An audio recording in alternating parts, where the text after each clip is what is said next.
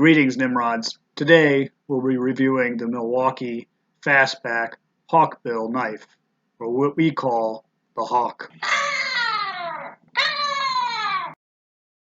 So there appear to be two different versions of this. I bought the first one about a month ago and the second one on top there just recently. So I call the one on the bottom the pre-corona one and the one on the top the post-corona one. And the biggest difference between the two is the blade weight. The pre-corona is much heavier and thicker. The post-corona is thinner, lighter, and has the cutout for the thumb assist on it. The biggest difference is the ability to open them. So the post-corona version is much harder to flick open because it's so much lighter. So the main reason I got these things was tired of having dull blades in my utility knife. I'm able to sharpen this and figured it's less wasteful. There are certainly applications that a regular razor knife would be better for, but this handles most of the things you'd use a razor knife for, and then some. You can really beat on it and abuse it in drywall or grout and tile or cutting carpets.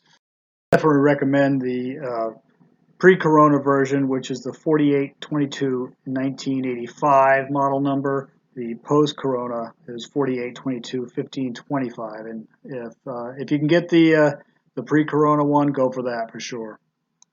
So I've had some complaints that my hands are too old and people don't like looking at them, so I hired a professional hand model to display Hawk, and this will be his debut on the Yankee Nimrod. Please welcome Buick. My face isn't going to be on this, right? We don't do faces on Nimrod.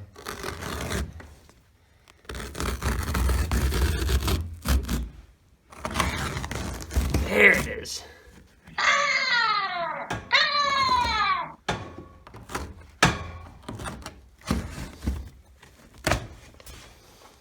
That's the new and improved Hawk from Home Depot. Here's the old one from Home Depot 2 weeks ago. Action! All